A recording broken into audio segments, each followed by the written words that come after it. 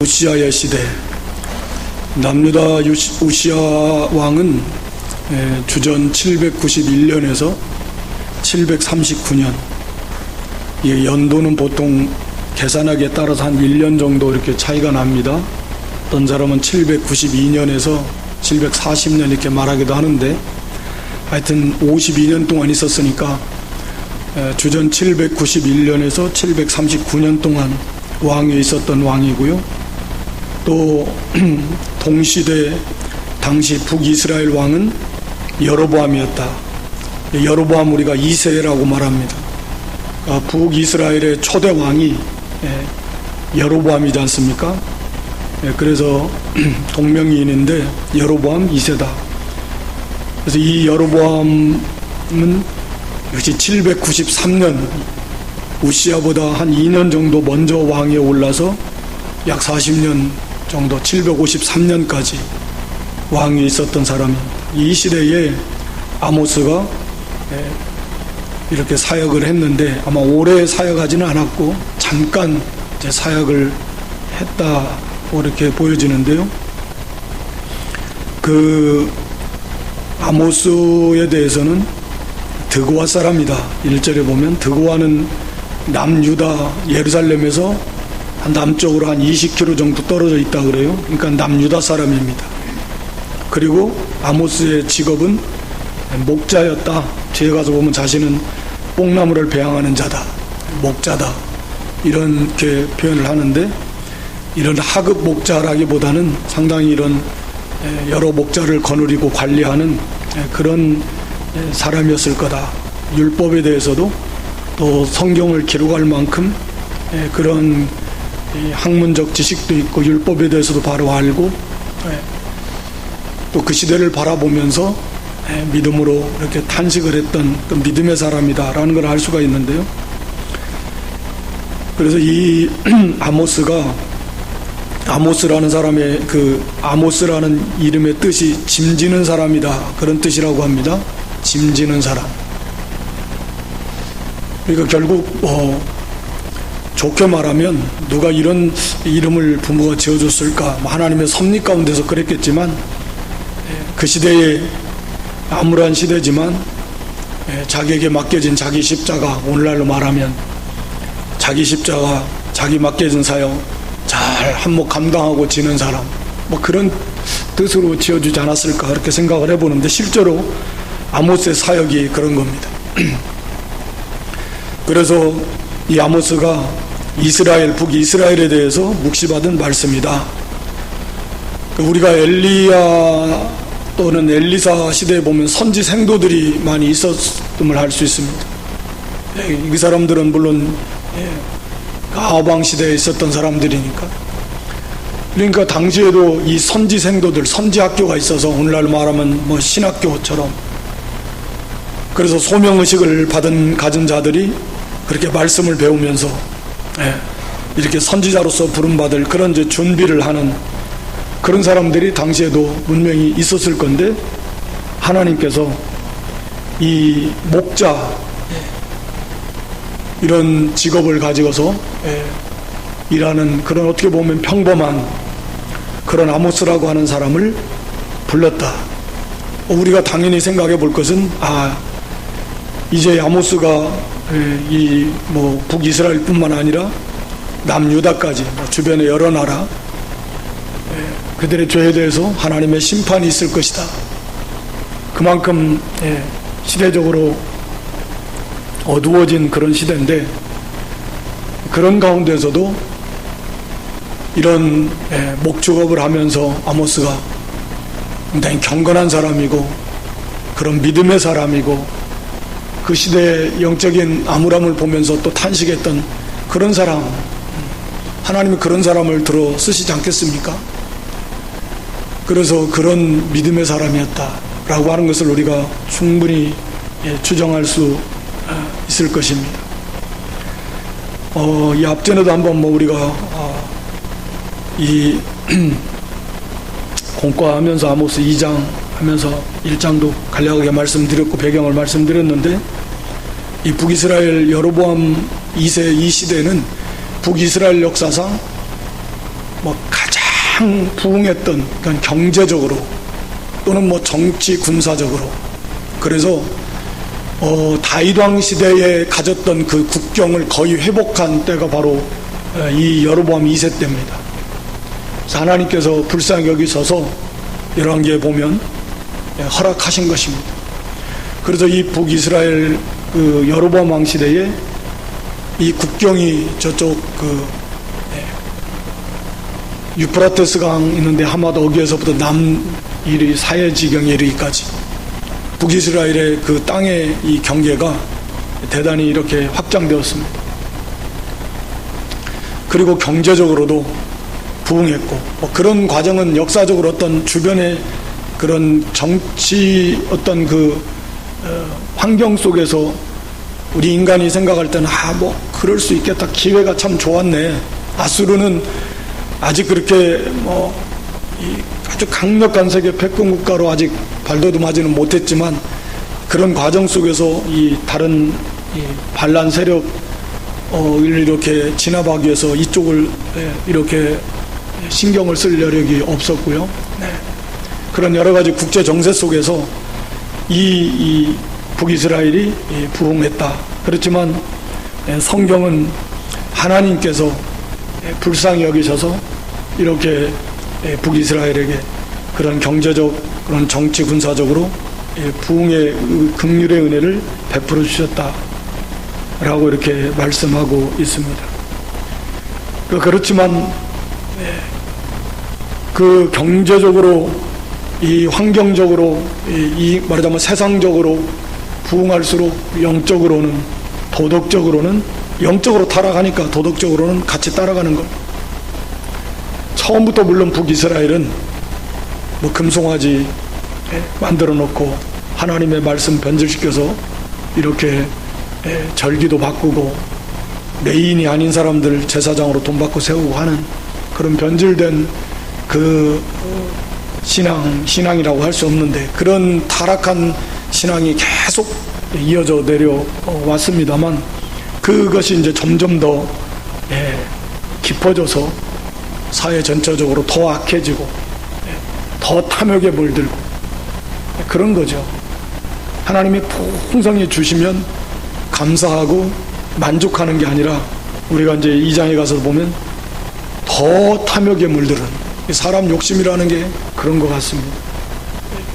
그건 우리가 봐도 뭐 그렇습니다. 아무리 풍성하게 경제적으로 부흥을 해도 더 이렇게 욕심에 매여서 더 힘들고 더 이렇게 부족하다고 생각하면서 더 욕심을 쫓아 사는 게 어느 시대나 다 비슷한 겁니다. 그런 시대입니다. 그런 환경 속에서 아모스가 남쪽 유다에 잘, 우리가 세상 말로 말하면 경건하게 잘 신앙생활하면서 안정적으로 이 목축업을 하면서 살고 있는데 하나님께서 정말 느닷없이 아모스를 불러서, 그것도 저 북이스라엘 적대적 관계에 있잖아요. 물론 뭐 좋은 관계 있을 때도 있지만 북이스라엘과 남유다가 그렇게 어려운 가운데서 그쪽 지역에 가서 이렇게 이 사역을 감당하라. 그것도 좋은 말 하는 게 아니고 심판, 너희들 망한다 이제.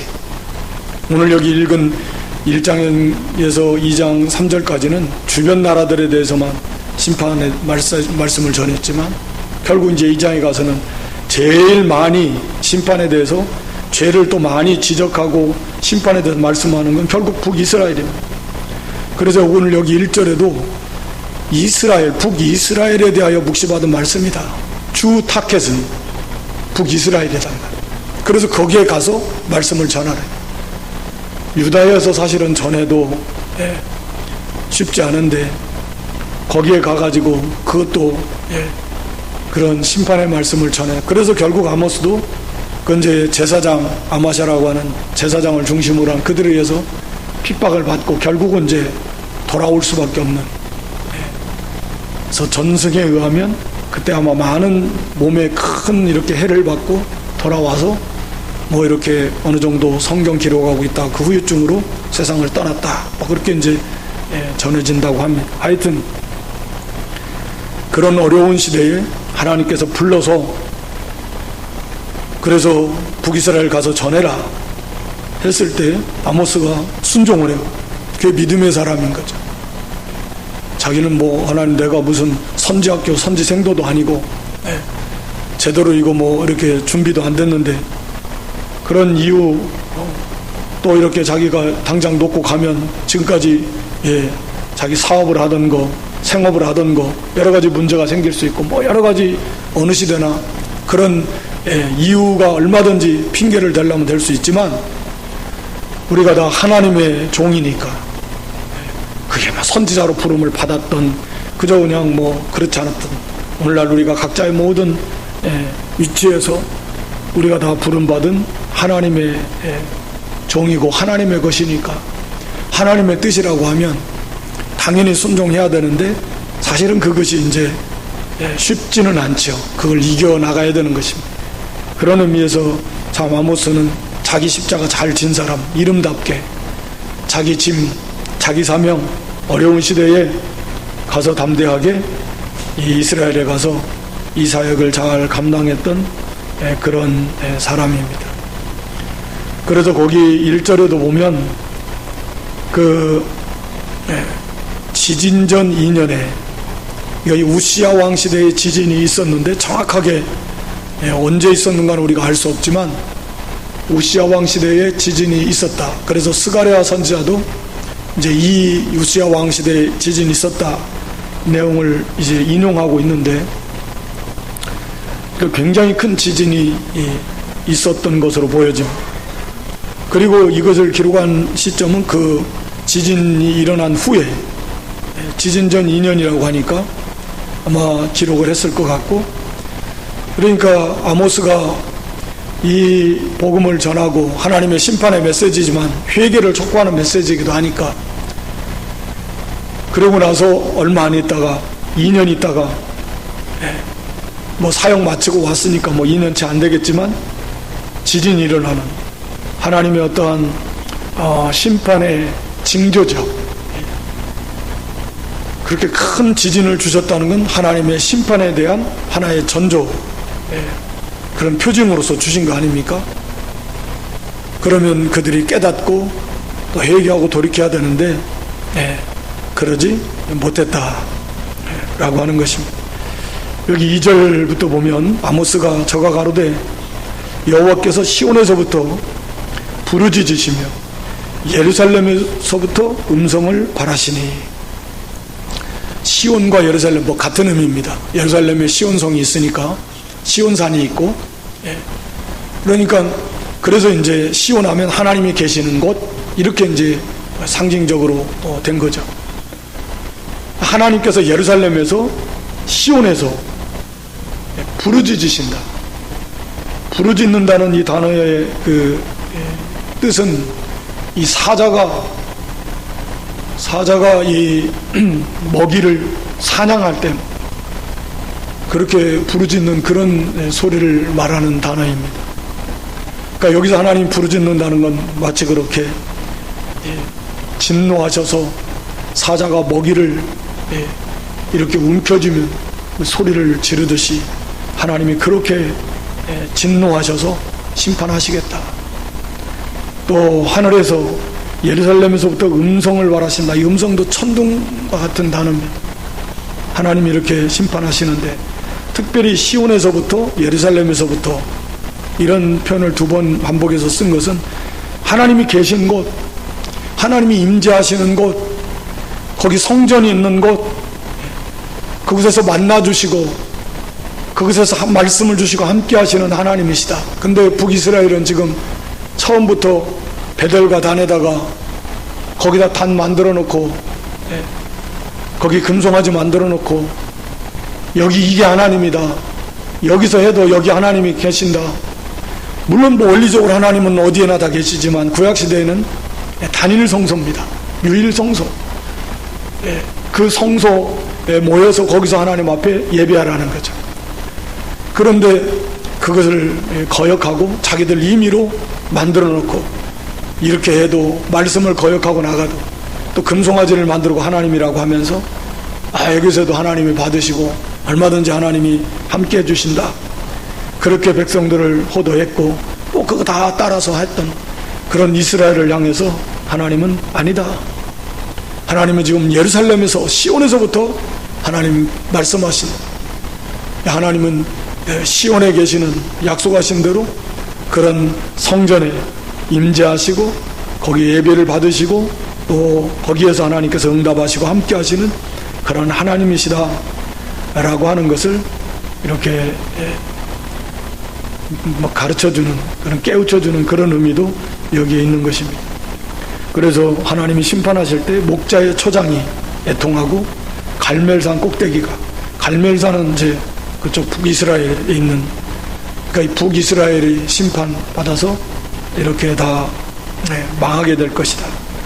또 목자의 초장이라고 하면 보통 북쪽이 이렇게 산악이 많고 그리고 이제 남쪽 유다가 비교적 평야지대가 비교적 많아서 목축이 이쪽에서 더 많이 이루어졌다고 하는데, 그렇다고 하면 이것은 남쪽 유다나 북쪽 이스라엘이나 하나님이 심판하셔서 다 망하게 될 것이다.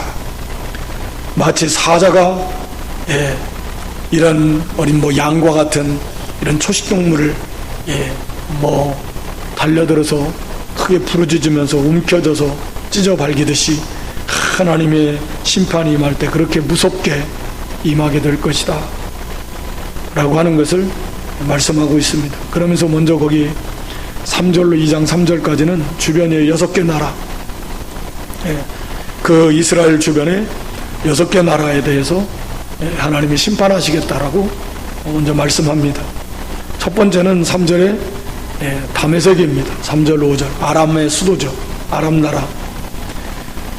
그래서 다메섹의 서너 가지 죄, 여기 서너 가지 죄라는 말은 죄가 많은 것을 말하는데 그 중에서도 여기서 말하는 건 이제 대표적인 걸 말씀하는 겁니다. 그래서 문자적인 의미는 3가지 죄 그리고 4가지 죄. 그래서 이것은 3가지 죄에다가 3이라는 숫자가 완전수고 거기다 또 4가지 죄면 7이라는 숫자가 완전수니까 그 이들의 죄가 이렇게 많다라고 하는 것을 표현하는 그런 표현입니다. 그래서 서너 가지 죄로 인해서 내가 그들의 벌을 내리겠다, 돌이키지 않는다. 하나님의 심판은 정해졌고 그리고 그것은 반드시 그대로 진행이 된다, 이루어진다 라고 하는 것입니다. 그들의 죄의 목을 말하는데, 이는 저희가 철 타작기로 타작하듯 길르앗을 압박하였다. 딱 한 가지 여기서 말하는데요, 길르앗은 당연히 이스라엘 땅입니다. 그 요단강 동쪽에 있는 동북쪽이죠. 유다의 입장에서 본다면 동북쪽에 있는 그런 이스라엘 땅, 거기에 있는, 거기를 이렇게 압박하고 침략하면서 많은 패를 가했는데, 철 타작기로 타작하듯, 타작기 끝에다가 이런 날카로운 쇠조각 같은 걸 달아가지고 그걸로 이렇게 줄기 같은 거 탁탁 끊어버리고 이제 하는 그런 철 타작기라 그래. 하여튼 그와 같이 철 타작기로 타작하듯 그렇게 이 하나님의 백성들을 이렇게 핍박하고 잔인하게 압박을 해서 거기에 대해서 하나님이 심판하시겠다라고 하는 것입니다. 말씀드린 대로 이들의 죄가 많이 있겠지만 대표적인 것이 하나님의 백성들, 하나님의 교회, 하나님의 나라에 불의하게 손해준 것, 하나님께서 회초리나 몽둥이로 사용하심으로 하나님의 뜻대로 사용되어지는 것 말고 그들의 여러 가지 탐욕이라든가 그 악의 그런 의해서 하나님의 교회와 하나님의 백성들을 이렇게 크게 손해주고 핍박한 것에 대해서 하나님께서 그걸 대표적인 죄로 삼는 겁니다. 나머지 여기 나오는 모든 나라들의 죄도 마찬가지입니다. 그래서 하나님께서 다메섹을 심판하시겠다. 하사엘이나 베나닷이나 다 다메섹 아람 왕들의 그 칭호를 가리키는데요. 그래서 불을 보내고 궁궐들을 살리겠다. 그래서 같은 표현들이 이 불을 보내겠다, 불 계속 말씀합니다. 심판의 불이죠. 물론 전쟁을 통해서 하나님이 심판하시겠다. 불로 다 태워버리겠다. 그래서 마지막에도 이제 불심판, 뭐 소돔고모라도 뭐 그랬고, 또 모세 시대에 대적하는 반역의 무리들, 뭐 이런 스스로 자기들이 제사장 자리에 서겠다 250명도 불이 나와서 다 살라버리고, 우리 마지막 때도 이제 불로 심판하신다 그랬는데, 그래서 하나님께서 심판의 불, 이런 전쟁 통해서 다 심판하시겠다, 태워버리시겠다. 5절에 다메섹의 빗장, 아무리 뭐 자기들이 막아보려고 빗장을 딱 질러놓고 해도 안 되면 다 꺾어버리고, 아웬 골짜기에서 그 거민 다 끊어버리고, 벳에덴에서 홀 잡은 자, 왕, 백성 하나님이 다 끊어버리시겠다. 벳에덴이라는 단어의 의미는 쾌락의 집이라는 뜻이란다. 벳은 집이라는 의미니까. 그래서 이렇게 자기들의 육체의 쾌락, 하나님의 백성들을 핍박하면서 거기에서 또 빼앗고 얻은 걸로 즐거워하고, 육체의 쾌락에 우상을 섬기고, 뭐 여러 가지 온갖 죄악이 얼마나 많겠습니까? 그곳에서 하나님께서 그들을 이제 심판하시겠다. 그래서 그들이 사로잡혀가 길에 이를 것이다. 길. 그래서 이것은 아수르 왕에 의해서 다 포로로 잡혀가는, 거기에서 유배된 이제 그런 지역이 길인데요. 그 말씀대로 그대로 이제 성취가 됐습니다. 그래서 732년에 아수르 디글랏빌레셀에 의해서 이 아람 다메섹이 점령당하고, 많은 사람들이 죽임당하고 포로로 잡혀가서, 포로로 잡혀가는 건 정말 비참합니다. 뭐 갈고리 같은 걸로 코를 꿰가지고 맨발로 벗은 몸으로 막 끌고 가듯이 끌고 가고, 얼마나 비참하겠습니까? 그렇게 하나님께서 이 아람 다메섹에 대해서 심판하시겠다. 그 다음에 두 번째는 거기 가사입니다. 블레셋. 6절로 8절인데 가사. 또 8절에 보면 아스글론, 아스돗, 아스글론, 또 에그론. 거기에 가드까지 하면, 여기 가드는 안 나와 있지만 블레셋의 주요 성읍들 5대 도시 연합국가니까, 그래서 그 주요 성읍 도시들 말씀하시면서 하나님이 블레셋도 심판하시겠다. 그런데 그 제목은 6절에 보면, 이는 저희가 모든 사로잡은 자를 끌어 에돔에 붙였습니다. 여기 사로잡은 자를 에돔에 붙였다. 그러니까 이것은 뭐 포괄적으로 말하면 이렇게 인신매매, 잡아가지고 파는. 그런데 여기서는 특별히 이렇게 하나님의 백성들, 이스라엘 백성들, 유다 백성들 침략을 해가지고 거기서 이렇게 사로잡은 사람들 갖다가 팔아먹는 그런 아주 흉악한 죄를 저질렀습니다. 그래서 하나님께서 거기에 대해서 심판하시겠다, 이렇게 말씀합니다. 그래서 8절에도 아스돗에서 거민, 아스글론에서 홀 잡은 자, 또 손을 돌이켜서 에그론은 블레셋에 남아있는 자가 다 멸망할 것이다. 하나님이 다 심판하시겠다 라고 하는 것입니다. 그래서 그대로 성취가 된 거고, 또 세 번째는 거기 두로입니다. 9절에 두로의 서너 가지 죄로 인하여 내가 그 벌을 돌이키지 아니하리. 두로의 제목은 이는 저희가 형제의 계약을 기억지 아니하고 모든 사로잡은 자를 에돔에 붙였습니다. 역시 마찬가지로 이 두로의 여러 가지 죄가 많이 있는데, 대표적인 죄가 하나님의 백성들, 이런 사로잡힌 자들을, 그것도 에돔, 아주 이스라엘을 대적하는 그런 에돔에 팔아넘겨서 정말 비참하게 했다는 거죠. 그러면서 하나는 형제의 계약을 기억지 아니하고, 과거에 다윗 왕 시대에 또 솔로몬 왕 시대에, 그때는 두로가 별 볼 일 없고 다윗보다 다윗 왕 시대에 훨씬 약했고 도움을 받았고 또 좋은 관계를 유지했는데, 이제 무역을 통해서 점점 강성해지면서 교만해지고, 그거 다 이제 계약을 아마 그 이후에도 했을 법한데 그런 계약들을 다 파기시켜버린, 배반하는. 자기가 이익이 될 것 같으면 하고, 뭐 이익이 안 될 것 같으면 또 힘이 있으면 무시하고 배반해버리는 그런 아주 악한 죄를 저질렀고, 그래서 하나님 백성들을 에돔에다가 팔아서 넘기는 이 죄를 하나님은 지금 지적하시는 겁니다. 그 다음에 거기 11절에 보면 에돔에 대해서 네 번째 말합니다. 에돔의 서너 가지 죄로 인해서 내가 그거를 돌이키자니 이는 저가 칼로 그 형제를 쫓아갔다. 형제를 칼로 침략을 해가지고 그렇게 많은 사람을 죽이고 또 죽이고 사로잡아가고 긍휼을 버렸다. 당연히 뭐 같이 포함되는 거지만 긍휼이 없다는 거예요. 긍휼. 형제에 대한 그런 긍휼. 긍휼이 없습니다. 사로잡인 자도 아마 그래서 잔악하게 또 포로로 잡은 자들을 또 거기 자기들이 사가지고 얼마나 이렇게 잔인하게 부려먹었겠습니까? 긍휼이 없었어요. 긍휼이 없는 거, 하나님 백성의 특징 중 하나가 긍휼이라 그랬는데, 긍휼을 베풀지 않는 자는 긍휼 없는 심판을 받을 것이다. 그래서 우리는 항상 긍휼이 있어야 됩니다. 뭐가 좀 잘못했어도 긍휼 가운데서 이렇게 일을 처리하는, 하나님의 긍휼을 더 풍성히 받는 그런 비결이기도 하다고 그랬습니다.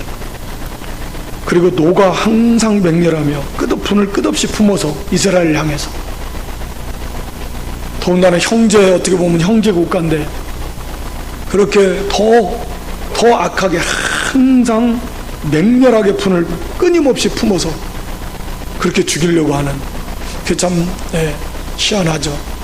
그러니까 보면 보통 우리가 복음을 전할 때도 보면 천주교 같은 경우가 더 아주 굉장히 냉랭합니다. 그냥 뭐 안 하는 게 아니라 아주 적대적인, 우리도 따지고 보면 뭐 거기야 지금은 멀리 우상 종교가 돼버렸지만 따지고 보면 다 처음에는 또 다 하나의 보편적 교회였지 않습니까? 근데 오히려 더 아주 대적하고 그런 비슷한 것 같습니다. 또 교회에 나가다가 타락한 사람도 오히려 더 앞장서서 타락한 교회가 더 교회를 핍박한다 그랬으니까 에돔도 그런 것 같습니다. 그래서 하나님께서 그 대만 보스라 궁궐을 사르리라, 에돔의 그런 수도 하나님 심판하시겠다. 그 다음에 이제 다섯 번째, 여섯 번째가 암몬과 모압입니다. 13절에는 암몬 자손의 서너 가지 죄로 인해서 내가 그거를 돌이키지 않는다.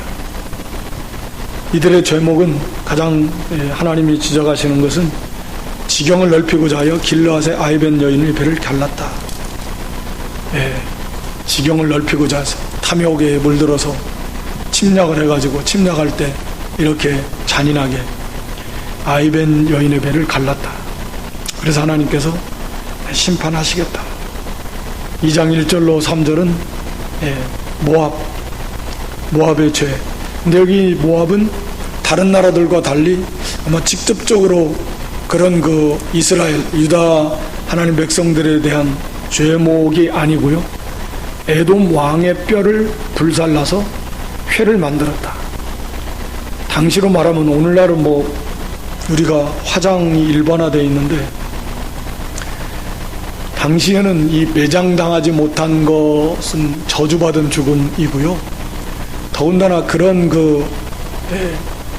이 무덤에 있는 그런 시신 뼈를 꺼내가지고 그것을 불로 살라서 회를 만들었다는 건 이거 당시 회치라는, 그래서 뼈가루로 해가지고 회에다가 섞어가지고 그냥 그걸로 이렇게 담에다 칠하듯이 왕의, 그러니까 이것은 정말 어떤 비인륜적인 아주 흉악한 그런 범죄에 속합니다.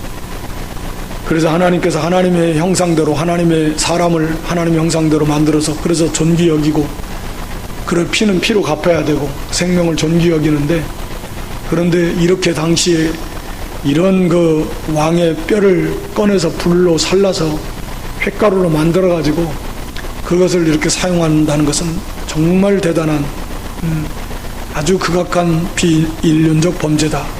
하나님께서 그것을 들어서 하나님께서 이 모압도 심판하시겠다 라고 하는 것입니다. 그런데 우리가 지금 모압은 뭐 제외가 만약에 된다고 하더라도 뭐 사실은 암몬의 죄도 암몬과 모압은 보면 같이 가니까요. 네. 암몬의 그 죄, 길라스 아이벤 자들 가려는 그런 죄도 뭐 동참했을 가능성이 많은데, 여기 다메섹 아람부터 시작해 가지고 이 블레셋, 그 다음에 두로, 에돔, 그리고 이런 암몬까지 주변의 나라들이 지금 이 죄목들이 뭐냐면 하나님 백성들에 대해서 악을 행했는, 길르앗, 특히 길르앗 같은 경우는 이렇게 고난 많이 받았고, 또 침략에서 많은 사람이 포로로 잡혀가기도 하고, 그래서 이 인신매매에 팔려가고, 그런 이런 죄악들을 행했는데, 이건 상대적으로 보면 이스라엘 백성들이 또 남유다도 마찬가지로 그런 많은 환난을 주변 나라들로부터 겪었다. 결국 이건 뭐냐? 우리가 이사야서에도 보면 머리끝에서 발끝까지 맞은 흔적밖에 없다라는 거예요. 하나님 앞에 징계예요, 징계. 물론 아모스 선지자는 물론 이사야보다는 뭐 조금 동시대지만 좀 더 먼저 활동을 했던 사람인데, 뭐 그렇게 오래는 안 됐고요. 20-30년. 그러니까 벌써 이사야 선지자도 뭐 조금 더 늦게 활동을 했으니까 더 많이 하나님의 징계를 지금 계속 받았던 거예요. 주변에 이런 나라들을 통해서 하나님께서 그냥 그런 것들을 허락하시는 거예요. 내버려 두신 그런 그들의 악을. 그래서 이렇게 하나님의 교회가, 하나님의 나라가 주변 나라들부터 이렇게 많은 크고 작은 어려움들을 많이 겪었. 그럼에도 결국은 깨닫지 못하고 회개하지 않고 돌이키지 않고, 이제 뭐 2장에 가서는 유다의 죄, 이스라엘의 죄에 대해서 이제 직접적으로 하나님 말씀하시고 그들을 하나님이 심판하시겠다라고 말씀합니다.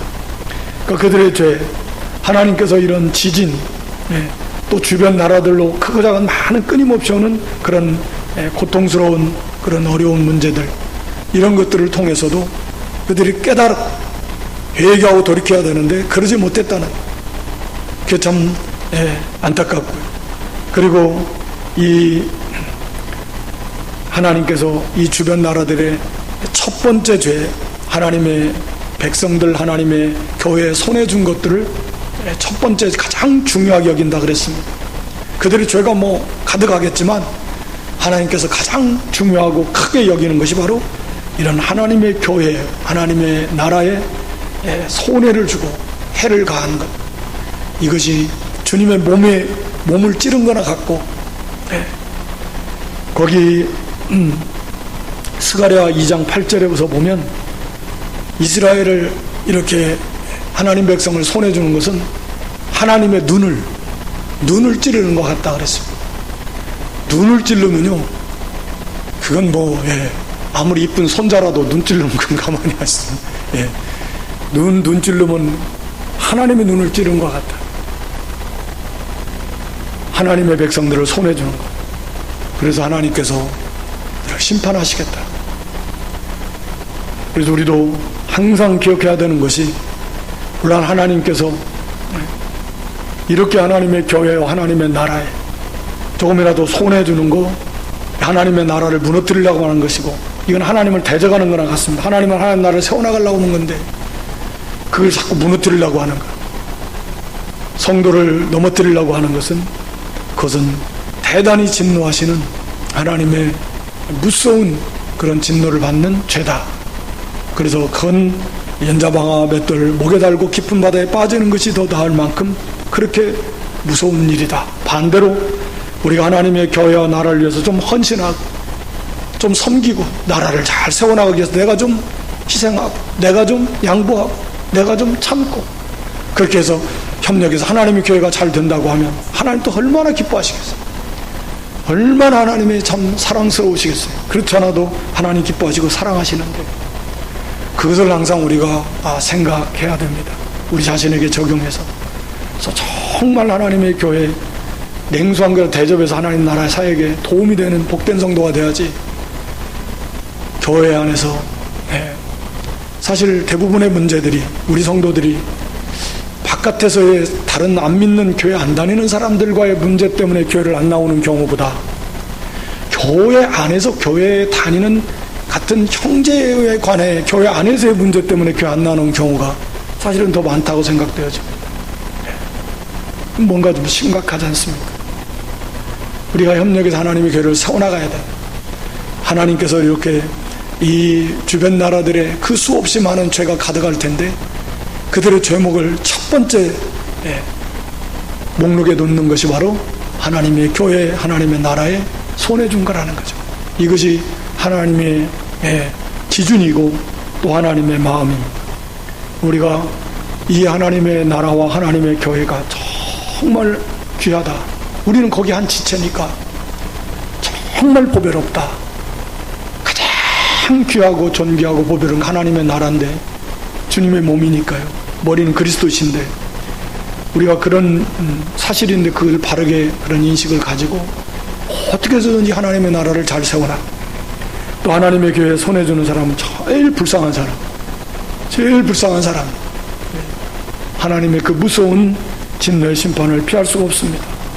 아브라함에게도 말씀하셨던 것처럼 너를 축복하는 자에게 내가 축복해줘, 너를 저주하는 자 내가 저주하겠다. 하나님의 나라는 주님과 연합되어 있습니다. 우리는 주님과 연합되어 주님의 몸이고 지체예요. 이게 같이 가는 겁니다. 그렇게 소중하다라고 하는 걸 우리가 이 오늘 본문을 통해서 하나 우리가 중요한 교훈으로 받아야 되겠습니다. 이 아모스라고 하는 사람의 그런 배경을 통해서 선지자로 부름받은 하나님의 말씀 앞에 그대로 순종해서 정말 힘들고 어려운 길이지만 자기가 그 길을 준비한 사람도 아닐 것이지만 하나님의 말씀에 모든 걸 뒤로하고 가시밭길이고 험한 길이지만 자기 맡겨진 짐 잘 감당했고 아마 일생 동안 경건하게 살았겠지만 한몫 정말 하나님 나라를 위해서 이 짧은 기간 동안 북이스라엘 가가지고 이거 전파하다가 뒤에 이제 핍박받아서 너 네 고향이나 가라. 아마 좋은 말로 그런 거지. 엄청나게 핍박받고 돌아갔는데 그 짧은 기간 한몫 하나님의 나라를 위해서 잘 쓰임받은 거예요. 그게 아마 어떻게 보면 아모스의 인생에서 얼마 몇 살을 살아다가 갔는지는 모르지만 가장 보배로웠던 그런 때 아닌가. 특별히 하나님이 부름받아서 하나님 나라를 위해서 이렇게 선지자로서의 귀한 사역을 잘 감당하는 것. 우리도 우리의 범사의 삶이 하나님을 기쁘시게 하는 삶이 되어야 될 것이고 때로는 하나님께서 쓰시고자 하실 때 어떤 경우에 어떤 상태에서 하나님이 쓰실지 모르지만 그런 때가 온다면 감사함으로 나를 보내소서 내가 여기 있나이다. 이사야 선자가 고백한 것처럼 우리도 아모스 선자처럼 그렇게 하나님 앞에 잘 감당하고 자기 짐을 잘 짓는 그런 믿음의 사람들 될 수 있기를 주님의 이름으로 축원합니다. 아버지 하나님, 이전에도 저희들 불러주시고 아모스 시대에 참으로 영적으로 도덕적으로 암울했던 구약 교회의 그런 시대 속에서 아모스 선자가 하나님의 부름받아서 참으로 힘들고 어려운 그런 길이지만 이렇게 하나님 말씀 잘 받아서 이스라엘 백성들을 향해서 이렇게 하나님의 말씀을 잘 전했던 그런 아모스처럼 우리도 이 시대에 우리가 부름받은 하나님의 백성들로서 하나님이 원하시면 하나님의 뜻대로 우리의 모든 시간과 우리의 몸과 우리의 삶 전체를 하나님 앞에 드릴 수 있는 그런 믿음들 될 수 있도록 은혜의 은혜를 더하여 주시옵소서. 하나님의 교회에 손해주는 것이 가장 큰 죄 중에 하나라고 이렇게 깨우쳐 주셨사오니 이 하나님의 교회가 하나님의 나라가 얼마나 보배롭고 얼마나 소중한가 하는 걸 다시 한번 저희들이 기억해서 성도 한 사람 한 사람을 힘이 존귀히 여기고 하나님의 나라를 힘이 존귀히 여겨서 우리가 어찌하든지 하나님의 교회와 나라와 성도를 세워나가는데 유익을 주는데 우리 한 목숨 잘 바쳐서 쓰임받는 그런 복된 성도들 되게 해 주시옵소서. 예수님의 이름으로 기도드리옵나이다. 아멘.